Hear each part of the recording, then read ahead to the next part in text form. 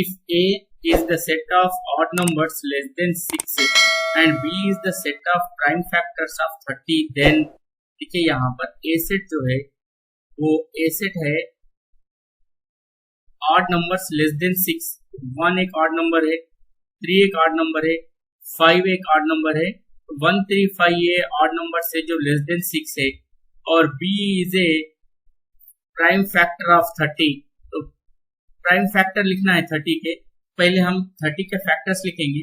1 factor of 30 है, 2 factor of 30 है, और 3 फैक्टर ऑफ 30 है, 5 फैक्टर ऑफ 30 है, 6 फैक्टर ऑफ 30 है, 10 फैक्टर ऑफ 30 है, और 15 फैक्टर ऑफ 30 है, और 30 फैक्टर ऑफ 30 है. देखिए हमको प्राइम फैक्टर होना, ये 1 प्राइम नहीं है, और ये 2 प्राइम है, 3 प्राइम है, 5 प्राइम है, 6 प्राइम नहीं है, 10 प्राइम नहीं है, 15 प्राइम नहीं है, 30 प्राइम नहीं है. देखिए 2 3 5, 2 3 5 ये प्राइम फैक्टर ऑफ 30 है. तो देखिए हम यहाँ पर ये 1 3 5 है और 2 3 5 है, तो A सबसेट ऑफ B भी नहीं हो सकता, और A super set of B भी नहीं हो सकता, और A इक्वल टू B भी नहीं हो सकता. तो यहाँ पर A not equal to B है, क्योंकि 1 3 5 है, यहाँ पर 2 3 5 है, तो A not equal to B है. चलिए नेक्स्ट क्वेश्चन को देखेंगे. A18 minus A14 equal to 32 is in AP, then the common difference is, यहाँ पर देखिए A18 minus A14 32 है, तब हमको common difference D find out करना है. तो D इक्वल टू फार्मूला लिखेंगे हम A18 minus A14 divided by 18 minus 14. तो D इक्वल टू कितना हासिल होता है, D इक्वल टू यहाँ पर इन दोनों का डिफरेंस कितना है 32 डिवाइडेड बाई 4. तो ये कितना हासिल हुआ है, 8 हासिल होता है. तो which option is correct here, second option is correct. या नहीं तो हम इसे इस तरीके से कर सकते हैं A18 equal to A plus 17D, और देखिए यहाँ पर A14 यानी A प्लस 13D A14 है. इन दोनों का डिफरेंस कहा गया है, ये कितना है यहाँ पर, ये इन दोनों का डिफरेंस 32 है कहा गया है. तो डिफरेंस करेंगे पहले, यहाँ पर ये माइनस करने पर ये कैंसिल हो जाएगा और ये माइनस. तो इस तरीके से यहाँ पर 4D इक्वल टू 32, देन 4 8 जा 32, D इज इक्वल टू 8. तो ये दो मेथड से भी हम इस प्रॉब्लम को सॉल्व कर सकते हैं. तो ऑप्शन सेकंड यहाँ पर ही करेक्ट होगा. चलिए नेक्स्ट क्वेश्चन को देखेंगे. 5x plus 1 plus 1y minus 3 equal to 2 and 6x plus 1 minus 3y minus 3 equal to 1, then the value of x का वैल्यू फाइंड आउट करना है. देखिए यहाँ पर ये है 5x plus 1 plus 1y minus 3 equal to 2 divided by 6x plus 1 minus 3y minus 3 equal to 1. तो देखिए यहाँ पर हमको x का वैल्यू फाइंड आउट करना है, तो y को यहाँ पर इक्वल कर कैंसिल करेंगे. तो यहाँ पर 3 है न्यूमरेटर में, यहाँ पर 1 है, तो ये इक्वेशन को हम 3 से मल्टीप्लाई करेंगे बोथ साइड. तो देखिए फर्स्ट इक्वेशन क्या हो जाएंगे, 15 by x plus 1 and if 3 into 5 15 by x plus 1 plus 3 1s are 3 by y minus 3 equal to 3 2s are 6. ये 6 हो जाएगा, और इसे 1 से यहाँ पर 1 से मल्टीप्लाई करने पर ये 6 by x plus 1 और ये minus 3 by y minus 3 equal to 1. अब इन दोनों को यहाँ पर ऐड करने पर ये कैंसिल हो जाएंगे क्योंकि सेम वैल्यू से. तो अब यहाँ पर ये इन दोनों को ऐड कर रहे हैं, तो देखिए ये 6 plus 15 21 by x plus 1 equal to यहाँ पर 6 plus 1 कितना होता है, ये 7, यानी 7 by 1 means 7 1s are 7, 7 1s are 7 और 7 3s are 21. तो ये यहाँ पर देखिए इसको 3 by x plus 1 equal to 1 है, then x plus 1 equal to 3, x plus 1 equal to 3, then x is equal to 3 minus 1 2. x का वैल्यू कितना आया है, यहाँ पर 2 वैल्यू आया है x का. तो इस तरीके से हम इस प्रॉब्लम को हम सॉल्व करेंगे. चलिए नेक्स्ट क्वेश्चन को देखेंगे. The roots of the quadratic equation x square minus 16 equal to 0 are, देखिए यहाँ पर x square minus 16 equal to 0 के हमको रूट्स फाइंड आउट करना है. तो हम इसे किस तरीके से करेंगे, x square is equal to से 16 हो जाएगा, then x is equal to under root of 16, then x is equal to plus r minus 4. यानी रूट्स कितने होंगे उसके +4 एंड -4। कौन सा ऑप्शन करेक्ट है? +4 एंड -4, ये फर्स्ट ऑप्शन यहाँ पर ये करेक्ट होगा। चलिए नेक्स्ट क्वेश्चन को देखेंगे।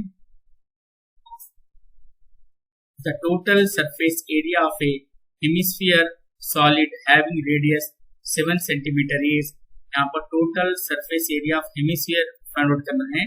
तो हेमिस्फीयर का एरिया फाइंड आउट करने के लिए टोटल सरफेस एरिया यानी TS से फाइंड आउट करने के लिए फॉर्मूला है टोटल सरफेस एरिया के लिए हेमिस्फीयर का 3πr²।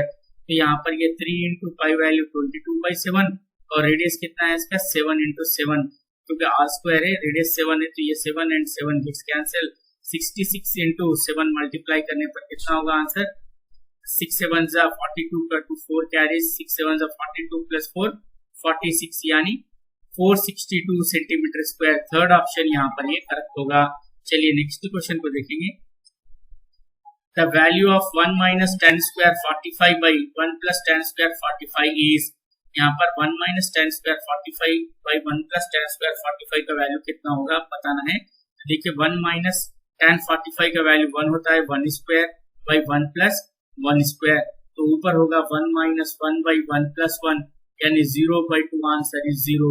Which option is correct here? First option is correct. चलिए नेक्स्ट क्वेश्चन को देखेंगे। यहाँ पर देखिए x by 2025 plus y by 2026 equal to 2 and 2x by 2025 minus y by 2026 equal to 1। तब हमको यहाँ पर ये इक्वेशन को सॉल्व करना है। तो देखिए अब यहाँ पर इसको अगर हम सॉल्व करेंगे, दोनों को ऐड करेंगे यहाँ पर, यानी इक्वेशन 1 और इक्वेशन 2 को ऐड करने पर ये दोनों कैंसिल हो जाएंगे। तो यहाँ x प्लस ये 25 सेम है तो x प्लस 2x कितना होगा? 3x by 2025 equal to 3x by 2025 equal to यहाँ पर 1 प्लस 2 कितना होगा? ये 3 होगा। तो ये 3 1 जा 3, 3 1 जा 3, तो यानी x इज इक्वल टू ये 2025 इधर आकर मल्टीप्लाई में 2025 यानी x वैल्यू 2025 कहाँ पर है? देखिए x वैल्यू 2025, तो यहाँ पर ये सेकंड ऑप्शन में x वैल्यू 2025 है, इसलिए सेकंड ऑप्शन यहाँ पर ये करेक्ट होगा। तो अब हम y वैल्यू फाइंड आउट करने की जरूरत नहीं है क्योंकि x एक ही जगह यहाँ पर 2025 है। चलिए नेक्स्ट क्वेश्चन को देखेंगे। The pair of linear equation 2x minus 3y equal to 8 and 4x minus 6y equal to 9 represent the following intersecting lines, coincident lines, parallel lines or none। तो देखिए यहाँ पर एक कंडीशन है कि a1x plus b1y plus c1 equal to 0 एक line का equation है और एक लाइन का इक्वेशन है a2x plus b2y plus c2 equal to 0। अगर a1 by a2 is equal to b1 by b2 and not equal to c1 by c2 है, तब वो लाइंस पैरेलल लाइंस होंगे, वो लाइंस पैरेलल लाइंस होंगे, no solution होगा। तो देखिए यहाँ पर भी अगर हम चेक करके देखते हैं तो ये 2/4 a1 by a2 2/4 equal to b1 by b2 यानी -3 by -6 इज इक्वल टू इधर ये 8 को इस जानिब लेने पर ये क्या होगा? -8 by ये 9 को इस जानिब लेने पर -9। तो देखिए ये कैंसिल और यहाँ पर 2 1 जा 2 2 2 जा 4 ये 3 1 जा 3 3 2 जा 6 यानी 1/2 equal to 1/2 and not equal to क्या हो रहा है? देखिए ये 8/9 हो रहा है, यानी a1 by a2 equal to b1 by b2 और c1 by c2 not equal to c1 by c2 है। तब two lines are parallel lines है, two lines are parallel lines होंगे। कौन सा ऑप्शन करेक्ट है पैरेलल लाइंस के लिए? थर्ड ऑप्शन यहाँ पर ये करेक्ट होगा। चलिए नेक्स्ट क्वेश्चन को देखेंगे। इफ a, b, c are in AP then a minus b by b minus c is equal to, देखिए यहाँ पर a, b, c arithmetic progression में है, तब d क्या होगा? यहाँ पर d होगा b minus a equal to c minus b होगा। यहाँ पर कहा गया कि a minus b by b minus c का वैल्यू क्या होगा? तो अगर हम इसे बाई में लिखते हैं, यहाँ पर देखिए से अगर हम बाई में लिखते हैं तो b minus a by c minus b equal to यहाँ पर 1 रहेगा। तो हमको बताना a minus b यानी माइनस यहाँ पर कॉमन लेने पर a minus b by यहाँ पर b माइनस c यानी माइनस कॉमन लेने पर ये क्या होगा? ये b minus c equal to क्या रहेगा? 1 रहेगा। ये माइनस और ये माइनस कैंसर, तो आंसर इसका क्या होगा? 1 होगा। कौन सा ऑप्शन करेक्ट है यहाँ पर? ये फर्स्ट ऑप्शन करेक्ट है।